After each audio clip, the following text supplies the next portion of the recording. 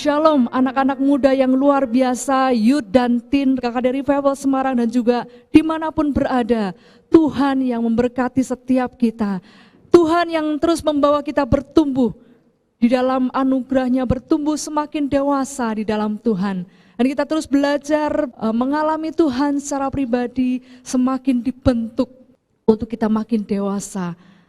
Untuk kita semakin menyatakan kemuliaan Tuhan. Sekalipun kita masih muda, biarlah setiap kita terus menjadi teladan dalam setiap perkataan kita, perbuatan kita, hidup kita, kesucian kita, kemurnian kita. Terus menjadi berkat bagi banyak orang dan nama Tuhan yang terus akan dimuliakan. Baik, puji Tuhan. Senang sekali saat ini kita bersama-sama untuk kita belajar bersama-sama firman Tuhan. Dan seri pertumbuhan iman saat ini kita akan bersama-sama belajar tentang baper no way. Biasanya baper ini melanda anak-anak muda. Umumnya sih pasti tahu semua apa itu baper ya. Dan tetapi ternyata baper itu bukan hanya melanda anak muda, orang-orang tua pun bisa mengalami baper. Nah, apa sih baper itu? Baper kalau dalam istilah bahasa Indonesia ya, kepanjangan dari bawa perasaan ya. Bawa perasaan ini adalah satu kondisi di mana seseorang ini terlalu mengambil hati atau perasaan atas tindakan atau perkataan orang lain. Ya, terlalu mengambil hati atas tindakan atau perkataan orang lain.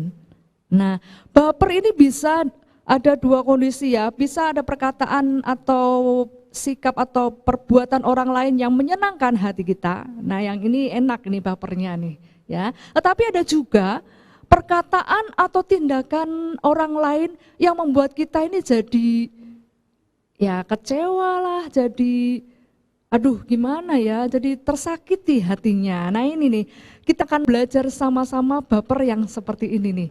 Baper yang tidak menyenangkan hati kita atau yang sering membuat kita konflik dalam diri kita sendiri ya. Dan baper ini bisa terjadi dalam hubungan kita dengan orang lain. Tuhan menciptakan kita ini sebagai makhluk sosial ya, artinya kita berkomunitas dengan orang lain dan dalam satu komunitas inilah kita mengalami pertumbuhan. Dan caranya adalah salah satunya bagaimana kita bisa mengatasi baper ini ya. Komunitas yang kita alami bisa dalam keluarga atau mungkin dalam komunitas teman-teman pelayanan, dengan teman-teman rekan-rekan sekolah atau dimanapun ya. Terutama juga dalam rekan pelayanan yang dimana kita ada, kita bisa mengalami itu dan memang Tuhan izinkan dan Tuhan inginkan kita menang di dalamnya supaya makin bertumbuh kedewasaan rohani kita.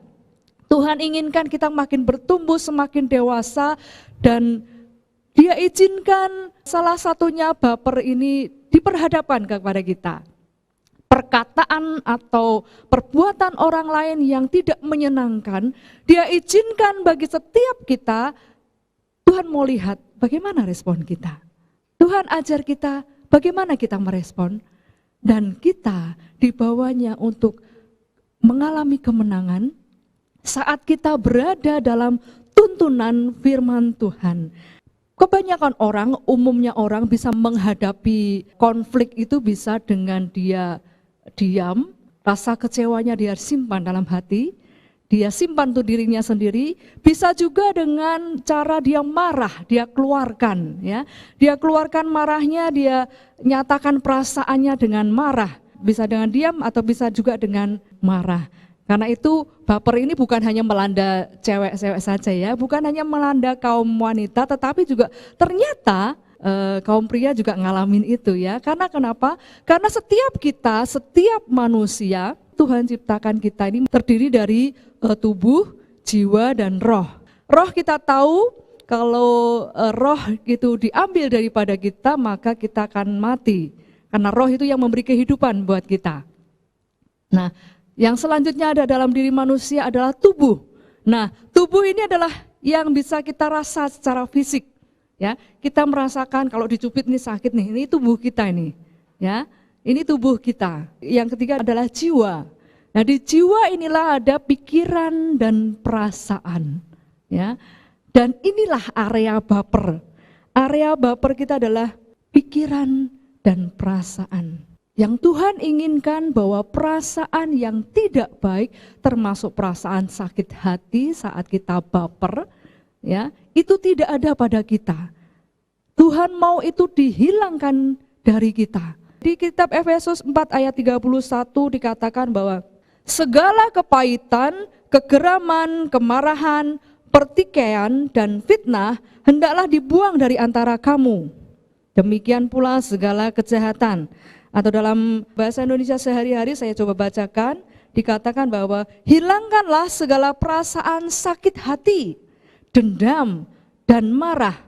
Jangan lagi berteriak-teriak dan memaki-maki, jangan lagi ada perasaan benci atau perasaan lain yang semacam itu. Dinyatakan bahwa semua kepahitan, sakit hati, dendam, dan amarah harus dibuang. Tidak boleh ada di dalam setiap pribadi kita, apalagi kita sudah mengenal, menerima Yesus sebagai Juru Selamat dan Tuhan dalam hidup kita. Ya, itu tidak boleh ada lagi dalam hidup kita. Dan kita mau belajar bersama-sama bagaimana firman Tuhan berkata supaya kita tidak lagi menyimpan hal-hal itu. Supaya pertumbuhan rohani kita ini semakin melesat. Ya, pertumbuhan rohani kita ini semakin naik dengan cepat dan menghasilkan buah-buah kebenaran, yaitu memuliakan nama Tuhan. Ya, bagaimana caranya supaya kita enggak baper yang membawa, yang berujung kepada perasaan kecewa, perasaan sakit hati, atau perasaan-perasaan yang lainnya itu tadi. Ya, kita mau belajar dari Ibrani 12 ayat 14 sampai 15. Ya, saya bacakan Ibrani 12 ayat 14 sampai 15. Demikian firman Tuhan, berusahalah hidup damai dengan semua orang dan kejarlah kekudusan, sebab tanpa kekudusan tidak seorang pun akan melihat Allah. Ayat 15, jagalah supaya jangan ada seorang pun menjauhkan diri dari kasih karunia Allah, agar jangan tumbuh akar yang pahit, yang menimbulkan kerusuhan dan yang mencemarkan banyak orang. Kita mau belajar bersama-sama dari kitab Ibrani 12 ini, bagaimana supaya kita enggak mudah baper yang membawa pada perasaan sakit hati, kecewa. Yang pertama kita mau belajar yaitu berusahalah damai dengan semua orang. Ya, yang pertama kita mau belajar berusaha damai dengan semua orang. Artinya bahwa kita harus mengusahakan satu hubungan yang baik, mengusahakan satu ketenangan, satu kesatuan di antara persekutuan orang-orang benar. Dan itu memang harus diusahakan. Kedagingan kita ini membawa kita untuk kita terus pada hal-hal yang negatif pasti ya. Kedagingan ini tidak mau kalau disakiti. Kedagingan ini tidak mau kalau mengalami hal-hal yang tidak enak. Tetapi kita sebagai orang-orang yang ditetapkan Allah membawa damai, kita mesti mengusahakan adanya kedamaian di antara persekutuan dengan saudara-saudara seiman. Atau bahkan saat kita ada di tengah-tengah komunitas yang orang-orang yang tidak mengenal Tuhan, kita juga harus mengusahakan ada damai sejahtera. Tuhan panggil setiap kita menjadi pembawa damai. Dan itulah yang ketetapan yang Tuhan inginkan kita harus lakukan. Bagaimana kita bisa melakukannya untuk kita bisa menjadi pembawa damai bagi setiap orang? Kita mesti belajar bahwa umumnya orang-orang mempunyai konflik ini dalam 3 hal, yaitu perbedaan pola pikir, perbedaan pola rasa, dan juga perbedaan pola tindak. Inilah hal-hal area-area di mana sering terjadinya konflik dan kita bisa mengantisipasi di dalamnya. Perbedaan pola pikir, ya. Ada orang yang punya cara berpikir yang berbeda, tapi mungkin tujuannya sama. Nah, kita mesti memahami dengan orang yang berbeda pola pikir dengan kita harus mau memahami pola pikir yang berbeda. Asalkan tidak keluar dari firman Tuhan, it's okay lah. Ya, kita menjadi pembawa damai. Bisa juga dengan pola rasa yang berbeda. Ya, sebenarnya pola rasa ini kita bisa atur. Ya, kita bisa mengambil keputusan untuk kita sedih atas satu kejadian. Kita bisa mengambil keputusan untuk kita bisa tenang atau panik, sedih atau senang, kita bisa mengaturnya. Ya, nah perbedaan pola rasa ini juga mempengaruhi dan sering menimbulkan konflik. Di area ini juga kita mau merendahkan hati, ya, merendahkan hati untuk it's okay, kita nggak apa-apa, asal tidak keluar dari firman Tuhan, kita mau ikut. Ya, yang ketiga adalah pola tindak. Tindakan seseorang mungkin berbeda cara bertindaknya. Ya, kita juga mau memahami perkara ini. Kalau kita mau menang dalam 3 hal ini, kita pasti akan menjadi pembawa damai dimanapun kita berada. Tidak mudah untuk kita berselisih dengan orang lain, karena kita tahu bahwa oh dia punya cara pikir yang berbeda, dia punya pola tindak yang berbeda, tetapi tujuannya sama. Nah, kita mau belajar bersama-sama untuk kita tidak mempertahankan apa yang menjadi pola pikir kita, mempertahankan apa yang menjadi pola tindak kita, tetapi kita mau selaraskan, ya, asal tidak keluar dari firman Tuhan, kita it's okay, tidak apa-apa, ya, supaya kesatuan, kedamaian itu tetap terjadi, ya, dan pastilah hubungan baik itu akan terjadi saat kita melakukan itu. Jadi kita mengusahakan kedamaian, hubungan yang baik dengan semua orang, itu yang pertama. Yang kedua, di kitab Ibrani tadi dikatakan bahwa kejarlah kekudusan. Ya, yang kedua yang kita lakukan adalah kita terus mengejar kekudusan. Mengejar kekudusan artinya kita senantiasa mengupayakan hidup kita ini terus dekat dengan Allah.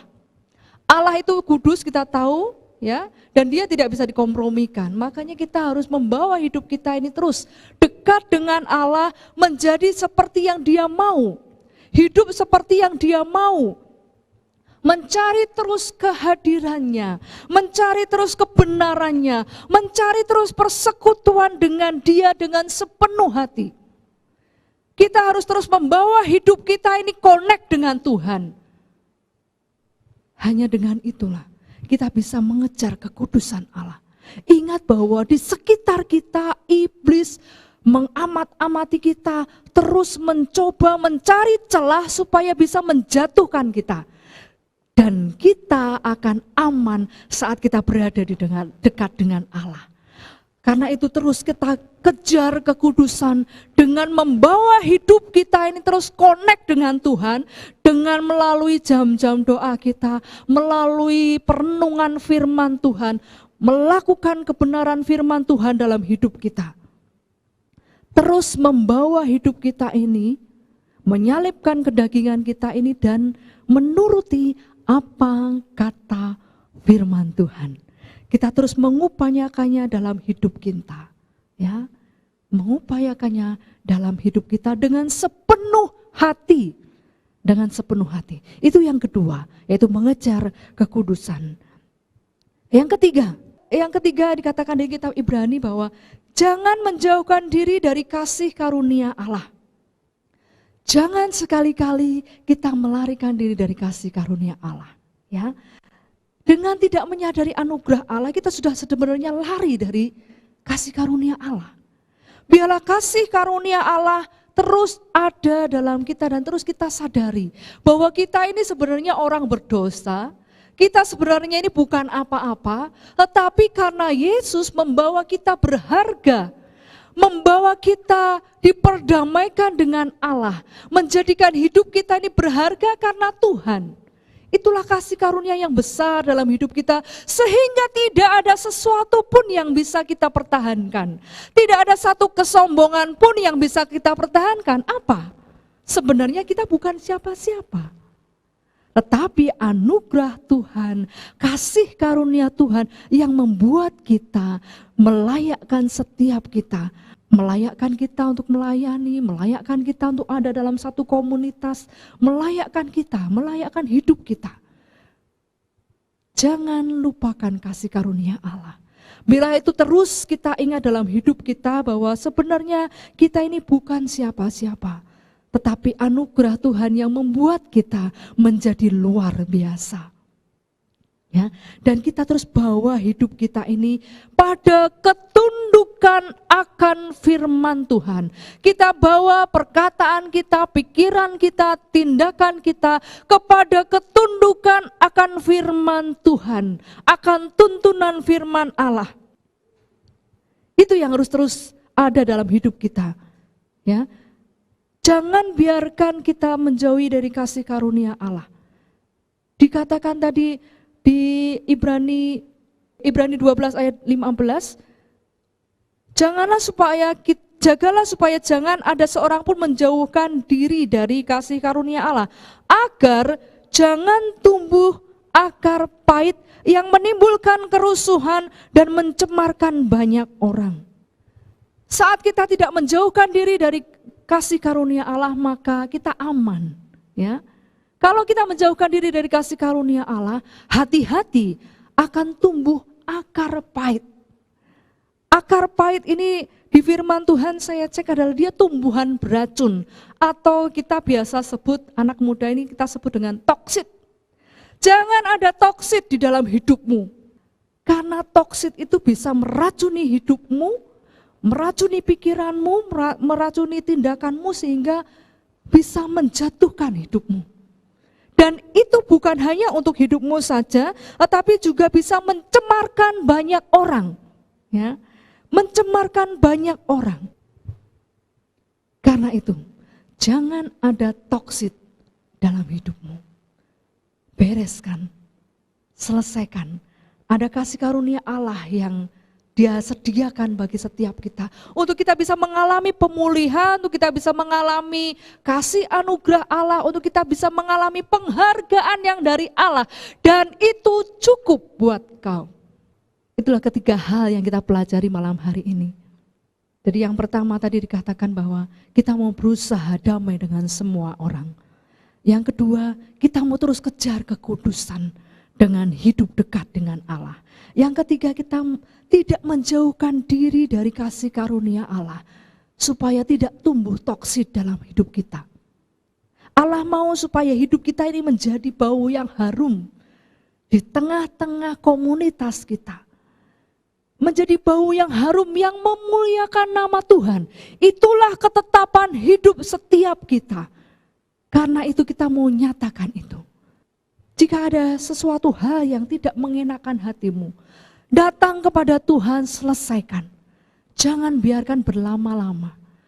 Kamu mungkin tidak terima dengan perlakuan orang lain, dengan perlakuan pemimpinmu mungkin.